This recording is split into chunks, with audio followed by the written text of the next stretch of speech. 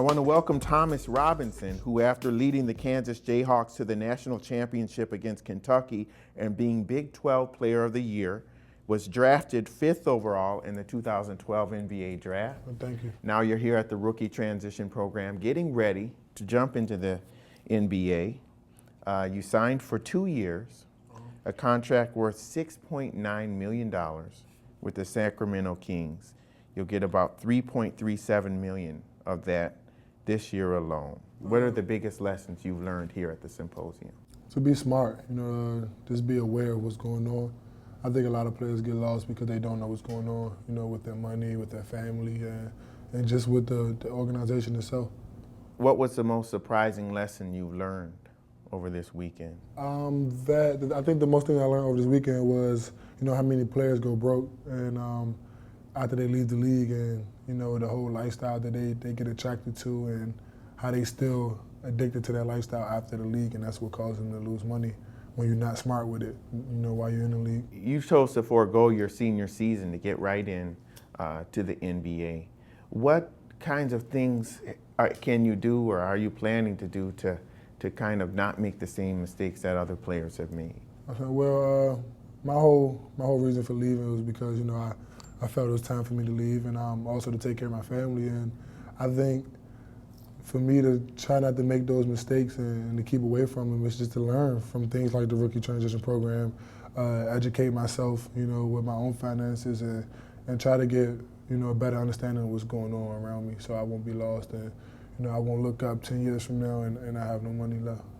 As an overnight millionaire, what happens in that day when it happens and people see the numbers in the newspaper? Yeah. Do you change, or do people around you change? The people change. I don't ever think, I'm not gonna say never, but I would say 8 times out of 10, it's not the person who changed, it's the people around them who change, because, they see what they think you got, and really it's not. The numbers that you see in the papers is not really what we're receiving, you know what I'm saying? But it's still a lot, and then people automatically think you got the world, so, it comes with more stress, more favors, more family members, more friends, everything, so. What kinds of things do people expect from you? They expect for you to now take care of their problems. So it's a difference between if you're my family member, you're my mom, or you're my brother. Now you're coming out of the woodworks. Now you got even your family, even your close, your immediate family asking for things that they wouldn't have asked you for 2 months ago. Mm-hmm. And you mentioned taking care of your family. It's well known that in a span of 25 days, you lost 3 family members. Oh. Your grandmother, your grandfather, your mother, leaving pretty much you and your 9-year-old sister, Jayla. Oh. So what was the process like going through being drafted and everything, thinking about your family and taking care of your sister? It was painful. I enjoyed the process. I enjoyed draft night.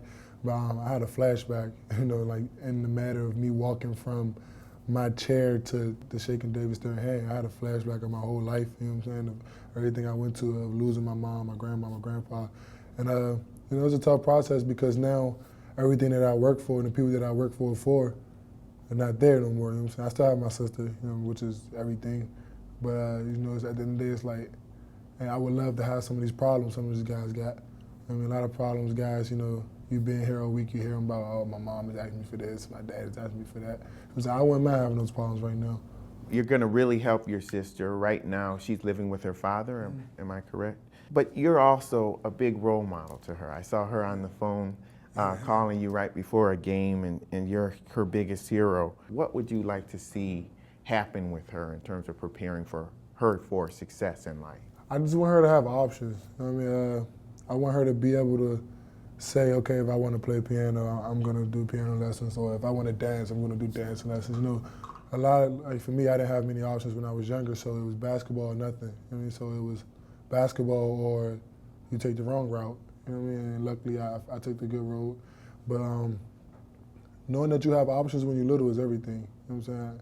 And when you don't have them, it kind of makes it tough, and that's when many people get lost. So I just want to give my sister options, and she can choose whatever she want to be, whatever she want to do, and hopefully she's successful at it. What did your grandparents and your mother do to prepare you for this?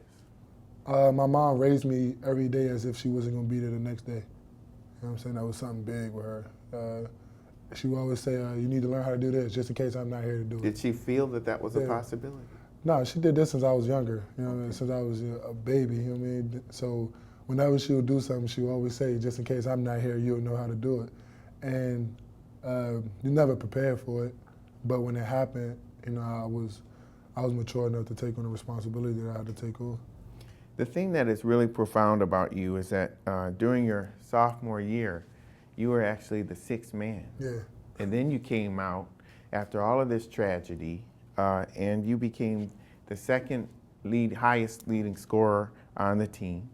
And you just came out with you were like a phenom when you came out. There was a ferociousness in the style of your play. What did you do differently? I played with a bigger chip on my shoulder. I felt like I had something to prove, and I didn't want to let my team down. You know, on top of me coming from all them tragedies, I had to be the main player the next year for my team. So, you know, that was a big focus to me. And on top of that, I had no choice really. You know, I had to go perform because I knew that's what was going to get me to this point I'm at now. What are your plans? Well, career, I just want to be known for a hard-playing player. You know, to be the best at my craft, and you know, just to keep adding to my game every year and to stay in this league. And post-career, man, I'm going to start preparing myself now. You know, I want to be a businessman. You're going to go back and get your degree? Yeah, I'm only a couple hours away, so you know, there's no reason for me not to get that. What will your degree be in? African American Studies. You know, I want to be successful, you know, after basketball. I want to be a businessman. I want to be looked at one day as, oh, he used to play basketball, but now he owns this company, he owns that, he does this for these people. And I want to be that person, you know, because guys that I look up to that made it from tough situations and then flipped it, and then you forgot they either play basketball, you forgot that they even rapped, or, you know what I'm saying, because they got their hands in everything, and it brings back income for you, it brings back, you know, all types of attention from, you know, different sources. And it doesn't work out for everybody. That drives that. What are you going to do to protect yourself? I'm going to prepare. I'm going to educate myself, like I said, you know, to get ready for that. I think it doesn't happen for a lot of guys because they don't want it. You know what I'm saying? Just as hard as I work for basketball, it's just as hard as I'm going to work to become a businessman. So, I mean, hopefully if I stick to that, it should work. You know what I mean? That's what they say. All right. Well, we're going to continue to watch. Come back and talk to us about your businesses. Thomas Robinson, keep up the good work. Sure, thank you. We're going to watch for you to dominate on the court this season. I'm looking forward. And with Thomas Robinson, I'm Lee Hawkins. We'll see you next time.